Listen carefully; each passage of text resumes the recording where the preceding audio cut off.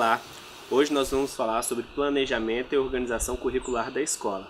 E para isso nós convidamos a professora e doutora Edileuza Fernandes, que foi professora na rede, subsecretária de Educação Básica, formadora na EAP e hoje é professora da Faculdade de Educação da UNB.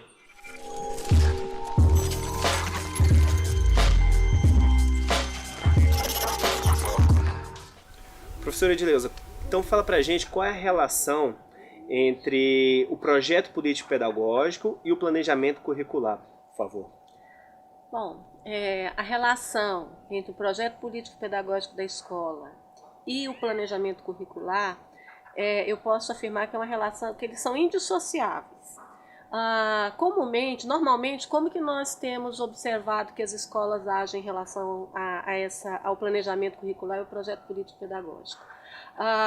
Muitos projetos políticos pedagógicos que nós pegamos, que nós analisamos, nós observamos que não há a preocupação com a sistematização de um planejamento curricular. Quando a escola elabora o seu PPP sem ter a preocupação com o planejamento curricular, o documento, projeto político-pedagógico, não passa de uma carta de intenções. Ele, sem o planejamento curricular, ele se caracteriza mais como um documento com intenções teórico-filosóficas, né? E sem ter o que nós poderíamos dizer que é o que vai dar consistência, o que vai mostrar como que essa escola vai de fato cumprir a sua função social, que é trabalhar o conhecimento e a formação integral dos nossos estudantes, né? Então nós temos toda uma discussão teórico, metodológica em torno de como se deve construir o projeto político-pedagógico e o curso, Gestão Escolar, que a EAP tem conduzido junto à Rede Pública de Ensino DF, tem trazido hoje, tem dado foco para uma discussão que é fundamental, que discute-se o projeto político-pedagógico e, junto com essa discussão, o planejamento curricular deve estar fazendo parte. Por que isso? Porque é o planejamento curricular da escola, compondo o projeto político-pedagógico, que vai dizer como que essa escola, como que esses profissionais, que a comunidade escolar vai colocar o currículo em ação. E é justamente o projeto político-pedagógico que vai ajudar a concretizar esse currículo. Ele que vai dar concretude ao currículo. E se nós não elaborarmos uma proposta, um planejamento de como esse currículo vai ser trabalhado, nós não vamos dar conta de concretizar o currículo. Ele não vai se materializar, né? Então nós podemos dizer que projeto político-pedagógico e planejamento curricular, na verdade, o planejamento curricular compõe o projeto político-pedagógico. Ele é uma parte integrante do projeto político-pedagógico da escola. E a gente poderia falar que há diferenças? Na verdade, tanto o projeto político-pedagógico quanto o planejamento curricular, a proposta é que eles sejam elaborados de forma coletiva, que sejam construções coletivas, né? É claro que no projeto político-pedagógico há a participação, por exemplo, das famílias, dos pais, das mães, dos estudantes. No planejamento curricular, as famílias não participam diretamente, mas indiretamente elas têm uma participação. Como que seria isso? Quando elas fazem avaliação institucional e os pais, mães avaliam a forma como o conhecimento está sendo trabalhado na escola, isso vai dar indicações aos profissionais, aos professores, à equipe pedagógica da escola, do que eles devem observar no tratamento desse conhecimento, né? Então, de uma forma indireta, os pais também contribuem com esse planejamento curricular. Os estudantes contribuem também, tanto nesse processo de avaliação institucional, porque eles também avaliam como que o conhecimento, eles devem avaliar como o conhecimento está sendo trabalhado, e a partir dessa avaliação eles vão dar indicações à equipe gestora, aos profissionais da educação, aos professores, do que precisa ser visto nesse trabalho com o currículo, mas também na própria sala de aula, no trabalho durante os processos de ensinar e aprender e avaliar, os estudantes também dão indicações do que o professor deve considerar no planejamento curricular, né? E como que ele pode dar isso? A partir de uma avaliação diagnóstica que o professor faz, né? De uma conversa formal ou informal com o estudante, de uma avaliação da aula. O professor vai levantando, vai colhendo elementos que vão ajudá-lo no momento da elaboração do planejamento curricular, né?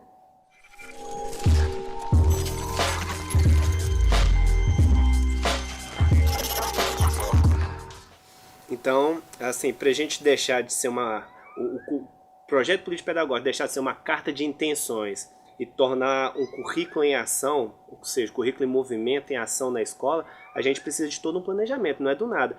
E a senhora acha que a gente também precisa ter um contato com a realidade desse estudante, dessa comunidade que está sendo atendida na escola? Como é que a gente pode avançar mais nesse planejamento curricular nesse contexto? Tanto no planejamento curricular quanto na elaboração do projeto pedagógico, é necessária a condição ter o conhecimento da realidade social, econômica, cultural, né, dos sujeitos que estão atuando naquele contexto escolar, né? Então, na verdade, quando a escola se dispõe a fazer uma elaboração coletiva do projeto político-pedagógico, ela já, se ela tem esse compromisso com aquela comunidade, ela vai buscar compreender, conhecer essa realidade social, econômica, cultural, né, dos sujeitos que estão inseridos nesse processo. E é claro que no processo mais amplo de elaboração do projeto político-pedagógico, esse conhecimento vai contribuir para a elaboração do planejamento curricular, que é como que a escola vai trabalhar o currículo, certo? Além desse... E aí a escola pode lançar mão de inúmeros procedimentos, questionários, né?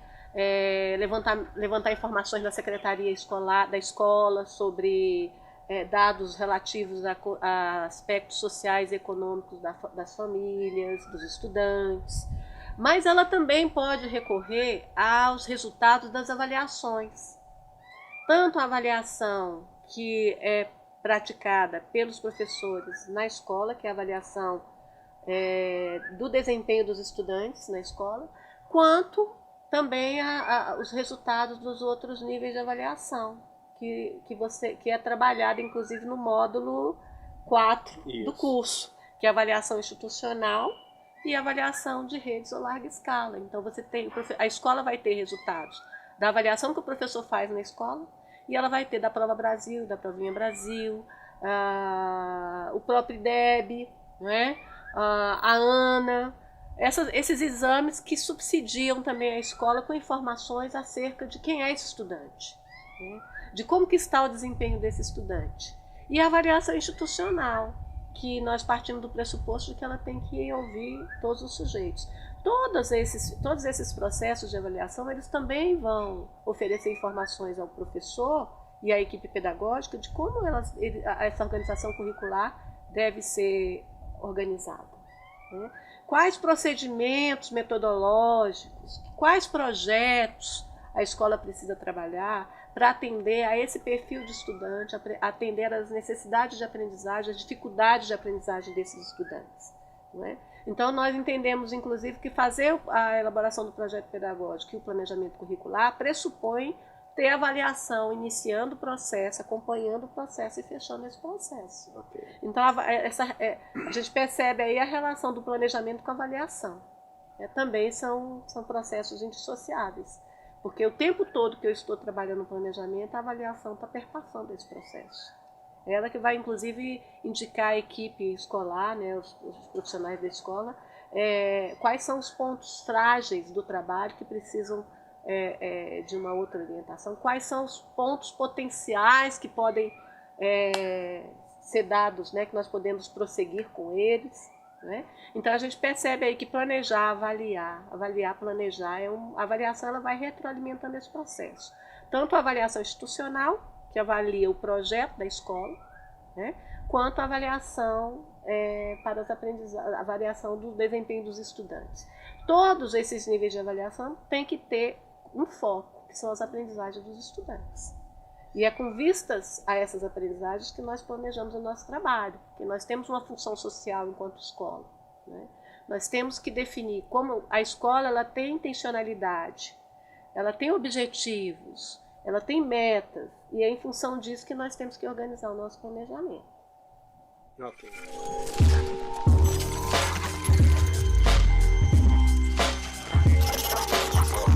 Então, sabendo que a função do social da escola está na aprendizagem, na socialização do conhecimento criado, desenvolvido pela humanidade ao longo da nossa história, a gente entendeu então que o currículo está perpassando toda a instituição, né? Então a avaliação institucional é muito importante. E aí tem um planejamento.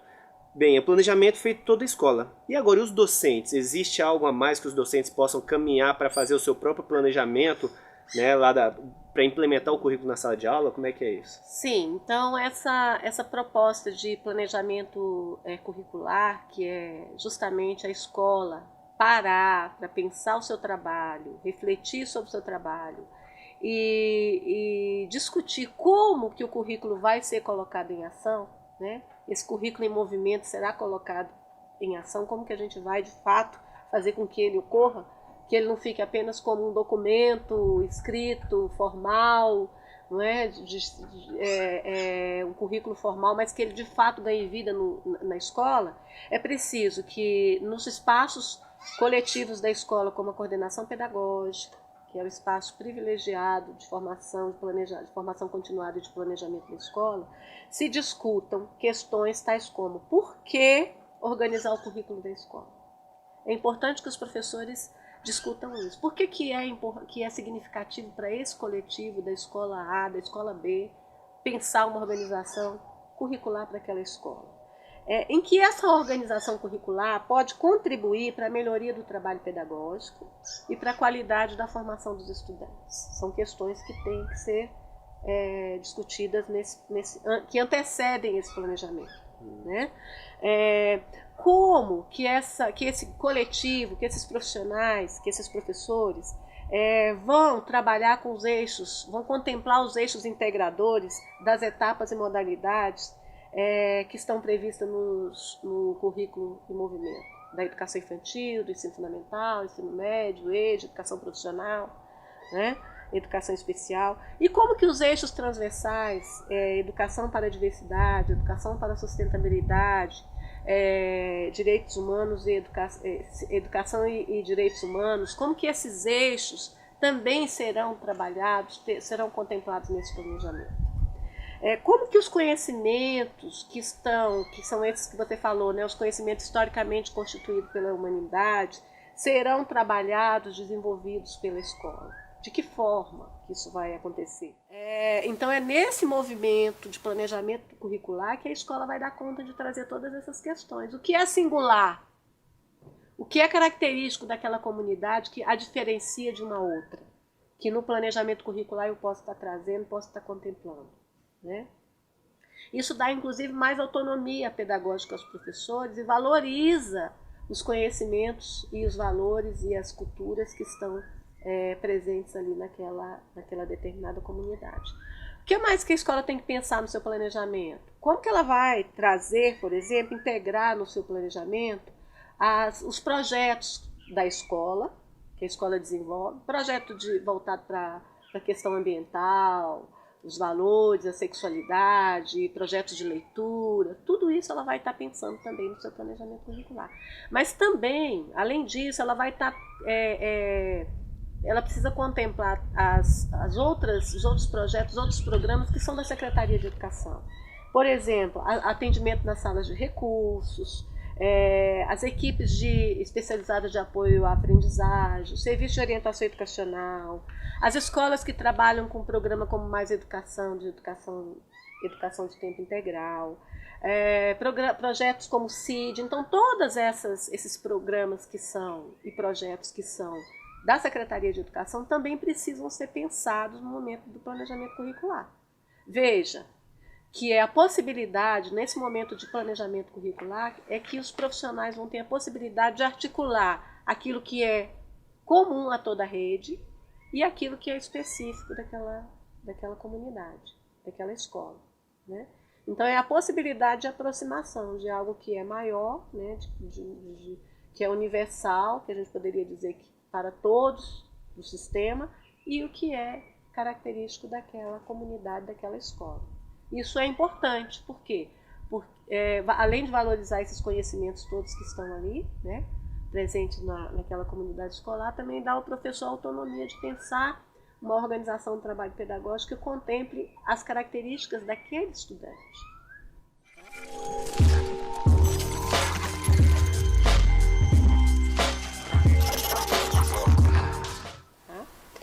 Bom, e aí por que optou-se, por que essa sugestão de planejamento de sequências didáticas, de uma unidade didática integrada? Né? Primeiro porque, na verdade, isso aí não é novidade, né? O planejamento de aula, o planejamento de sequências didáticas, elas sempre estiveram presentes no trabalho do professor. Em alguns momentos, nós professores entendemos que, e eu penso que de uma forma equivocada, de que planejar é algo dispensável no nosso trabalho, porque não é. Todos os campos da nossa sociedade planejam o seu trabalho, né? Todos os campos profissionais planejam o seu trabalho. E a educação, pela complexidade que ela envolve, por ser uma ciência, né, por ser um campo de muita complexidade que envolve inúmeros sujeitos, há necessidade ainda mais de que ela seja planejada, porque ela tem intencionalidade, que é política, que é pedagógica, e que por isso precisa ser pensada, né? Então, a perspectiva de se organizar esse planejamento por unidades didáticas pressupõe, primeiramente, que cada professor, dentro do seu componente curricular ou na sua área de conhecimento, compreenda quais são os conteúdos significativos que estão previstos no currículo em movimento. Então, o professor de matemática, professor de história, de filosofia, de língua portuguesa, antes dele sentar com o coletivo, com os seus pares, para pensar esse planejamento, essa sequência didática integrada, ele precisa compreender, se apropriar da organização do conhecimento na sua área, no seu componente curricular. Isso é condição para que ele possa, num segundo momento, sentar com os seus pares, né, ou dentro da mesma área de conhecimento, ou também podendo integrar com outras áreas, né, para pensar uma organização mais interdisciplinar, mais integrada, né. E a escola pode optar por definir temas? Pode. Né? Nós sabemos, inclusive, que na rede pública de ensino do DF, muitas escolas já trabalham com temas integradores. Então, foi inclusive a partir desse conhecimento da realidade das escolas, de que elas já fazem seu planejamento em torno de temas integradores, que houve a sugestão de que elas poderiam definir temas. Né? Agora, elas podem também fazer essa integração partindo dos eixos transversais do nosso currículo? Também. Não é? Até porque nós temos essa clareza de que os eixos transversais vão perpassar todo o trabalho, todo o conhecimento. Todos os professores que trabalham na escola precisam contemplar precisam observar esses eixos, trabalhando-os de forma articulada. Os eixos transversais não são responsabilidade apenas de um professor, né? Ou de um projeto. Mas de todo, ele tem que estar perpassando todo o conhecimento de ciências, da matemática, das ciências exatas, das ciências sociais, das linguagens, né? E a unidade didática, ela vai ser a sistematização de todo um processo de elaboração. Então, a partir daquelas questões que eu falei inicialmente, por que trabalhar o currículo, como trabalhar os eixos, essas questões elas antecedem o momento de sistematização do planejamento curricular da escola. Né? E no momento em que essas questões já tiverem sido definidas, né, tiverem sido discutidas, pactuadas lá no espaço da coordenação pedagógica, no espaço coletivo da escola, os professores se sentarão ou com colegas da mesma componente curricular ou da mesma área de conhecimento, né, ou diferentes. Isso vai depender muito da ousadia desse corpo docente e das perspectivas de integração que esse grupo já tem alcançado. Né? Nós sabemos que alguns estão iniciando, outros já têm experiências de integração muito sedimentadas, né, bem qualificadas, que favorecem essa organização. E no momento de elaborar a sequência didática, os professores têm que pensar, recuperar quais são, fazer a seleção e organização dos conteúdos que são significativos para cada etapa, modalidade, para cada ano de escolarização, definir quais são os objetivos de aprendizagem, né, e pensar nos procedimentos metodológicos, né, nas atividades, nas ações que vão possibilitar o alcance desses objetivos de aprendizagem.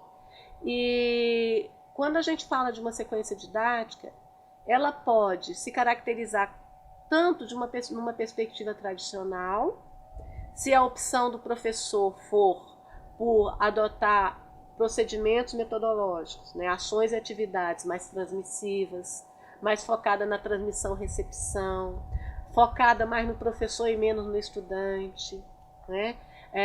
Em conteúdo, do trabalho do conteúdo de forma mais de memorização. E ele também pode fazer a opção por pensar uma sequência didática focada numa outra lógica, em que o foco deixa de ser exclusivamente o professor e passa a ser na relação professor e aluno mais colaborativa, né? Então, nessa perspectiva, ele vai pensar projetos, ações, atividades que possibilitem ao estudante sair de uma posição passiva para uma posição mais ativa. E o currículo propõe uma pedagogia, propõe uma didática, que é a didática da pedagogia histórico-crítica.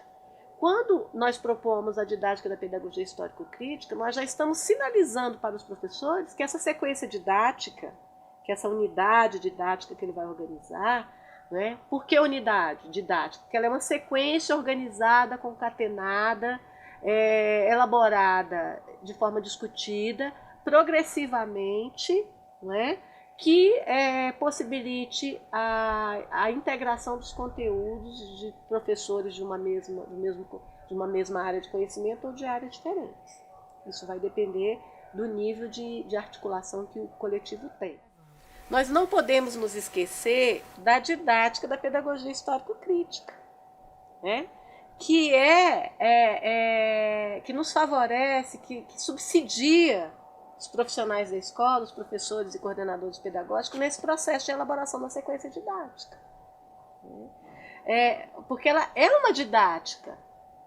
E aí a gente também precisa romper com esse medo de achar que organizar um processo didático, uma unidade didática, uma sequência concatenada, articulada, que isso é um retorno a uma visão tecnicista de trabalho dentro da educação. Não é.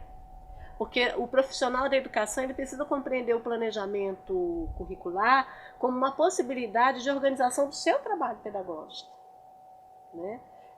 Uma possibilidade, inclusive, dele incluir o estudante nesse planejamento, né? De como que lá na sala de aula, e aí quando eu falo sala de aula, entendendo todos os espaços possíveis, a sala de aula, espaços convencionais ou não, né? Como laboratórios, bibliotecas, quadra de esportes, todos esses espaços são salas, são considerados espaços de ensino-aprendizagem, né?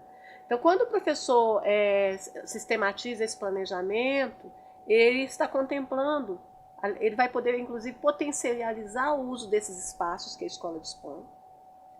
E se a escola trabalha com projetos, com pedagogia de projetos, com projetos interventivos, com reagrupamentos, tudo isso também tem que ser pensado nesse planejamento curricular. Então, o professor dos anos das escolas organizadas em ciclo trabalham com projetos interventivos, com reagrupamentos. O centro de ensino médio trabalha com semestralidade. As estratégias, os procedimentos, as ações, os projetos da semestralidade. Como que elas também vão estar inseridas nessa sequência nesse planejamento curricular? E aí vocês podem perguntar, mas por que sequência didática? Por que uma unidade didática? Essa foi uma proposta, não é? Não há um engessamento em relação a isso. É uma orientação no sentido de dar de sistematizar, de dar uma organicidade a esse processo de planejamento. Na verdade, é um planejamento do processo de ensino, do processo de ensino-aprendizagem. Se a escola tiver uma outra alternativa em relação a esse planejamento, não há nenhum impedimento. desde que ela compreenda a necessidade de contemplar os eixos transversais, de trabalhar os conhecimentos científicos, de aproximar esses conhecimentos dos estudantes, e que isso tudo seja sistematizado no projeto político-pedagógico da escola. Ok.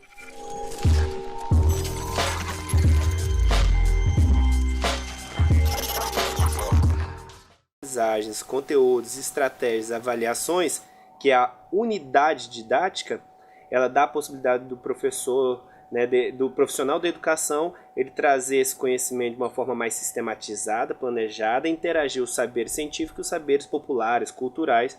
Mas tem como a gente ir além das unidades didáticas? Por exemplo, como é que seria a pedagogia de projetos nesse contexto? Bom, a escola que trabalha tanto com a pedagogia de projetos ou com outros projetos que não seja dentro da perspectiva da pedagogia de projetos, porque a pedagogia de projetos tem uma epistemologia, né? A escola que trabalha com projetos diferenciados ou com a pedagogia de projetos, com o projeto interventivo, todo esse processo de elaboração da pedagogia de projetos ou de outros projetos, como o interventivo, também deve ser, no momento em que a escola aponta, ela vai ter que definir dentro da pedagogia de projetos quais são os seus objetivos de ensino-aprendizagem. Quais são os conhecimentos que serão trabalhados, que são os conteúdos culturais, os conteúdos científicos. Ela também precisa definir isso, né? E na pedagogia de projetos, a escola também precisa definir ações, atividades para implementar a pedagogia de projetos. Ou seja, não inviabiliza a elaboração das sequências didáticas do trabalho com a pedagogia de projeto. A escola vai indicar e vai incluir no seu planejamento curricular a pedagogia de projeto. Mas mesmo para poder implementar a pedagogia de projetos, a escola vai ter que planejar ações menores.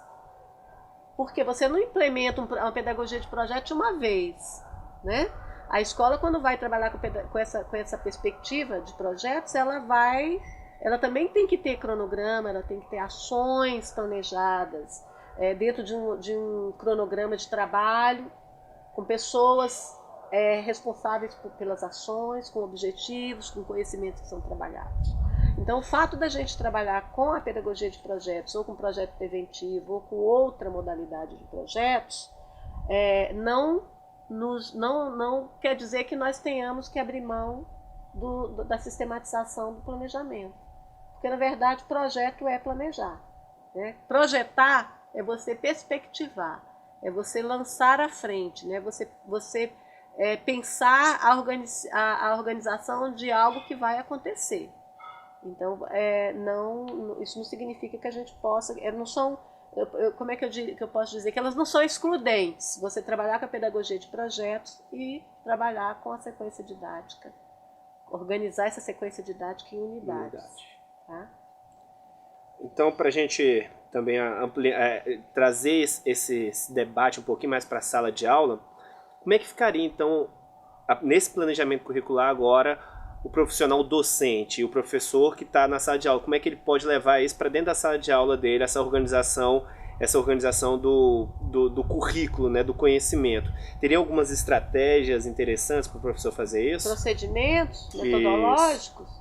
Bom, plano de aula, né? Bom, ele vai ter essa unidade didática.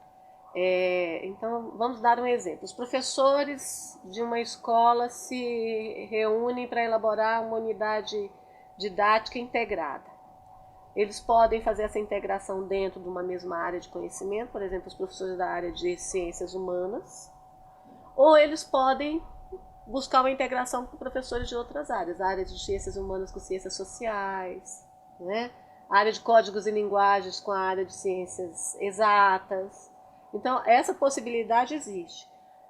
E é viável, e muitas escolas já trabalham nessa perspectiva. E a gente torce para que as escolas consigam integrar cada vez mais essas áreas de conhecimento, porque o conhecimento ele não pode ser visto de forma fragmentada, né? Essa é a perspectiva que a gente está trabalhando, do conhecimento como uma unidade integrada. Feita a unidade didática, como que o professor vai levar isso para a sala de aula? A unidade didática, ela pode ser elaborada para um mês, para um bimestre, para um semestre. Isso vai depender também da opção que a escola fizer, em relação à organização de tempo da escola, né? No dia a dia da sala de aula, o professor ele elabora planos de aula. E para elaborar o seu plano de aula, ele vai recorrer qual é a orientação que se faz? Que ele tenha como base, como referência o currículo. E não as matrizes de referência de exames ou os livros didáticos. Os livros didáticos são recursos, são materiais de apoio do professor e do estudante, né? Mas o professor tem que recorrer ao currículo. No caso, se a escola já elaborou o seu planejamento curricular em unidade didática, durante a semana, nos momentos de coordenação pedagógica, de planejamento, o professor vai ter como material de pesquisa esse planejamento curricular que está lá no projeto pedagógico. Então ele vai elaborar o seu plano de aula da semana ou do dia a partir desse planejamento, dessa unidade didática. O planejamento já está ali apresentado. E o plano de aula vai ser o quê? São unidades menores. Eu vou desdobrando a unidade didática em unidades menores, que são as aulas que eu vou desenvolver com os meus estudantes. E se a perspectiva é de um trabalho interdisciplinar, eu com outro colega que atua com a mesma turma, isso vai inclusive oportunizar o estudante perceber que os conhecimentos eles dialogam, né? Que eles têm pontos de afinidade, que eles têm pontos de encontro, né? E como que o professor vai fazer isso? A partir da opção que eles, do planejamento, das opções que eles farão de procedimentos metodológicos, de ações, de atividades, de estratégias, né? Agradecemos então a participação super valiosa, mais uma vez, da professora Edileuza, que tanto contribuiu para a rede e até hoje está contribuindo conosco. Professora Edileuza, deixa uma mensagem então para os nossos cursistas. Bom, para fechar, né? Na verdade, fechar não, interromper essa discussão, porque ela não tem fim, né? Discussão de currículo. É importante que nós, professores, nós educadores, reconheçamos a importância do planejamento curricular da escola. Nós temos visto aí, não é, tentativas de tirar de nós a autonomia para pensar o nosso trabalho, para organizar o nosso trabalho pedagógico. E eu penso que é justamente essa abertura para o diálogo, né, para ouvir, abertura inclusive para a escuta sensível dos nossos estudantes, que significa não só ouvir por ouvir, mas ouvir e também incorporar as contribuições deles a esse planejamento, né, que vai legitimar a elaboração de um planejamento curricular que de fato expresse o compromisso que nós educadores temos com a formação integral dos sujeitos sociais, históricos, culturais, né, que são os nossos estudantes. E ao mesmo tempo que nós estamos nesse processo de formação e de planejamento, nós também estamos nos formando, né? Então também é um processo de autoformação importante, significativo, do qual nós não podemos abrir mão. Sucesso nesse planejamento, né? Obrigado.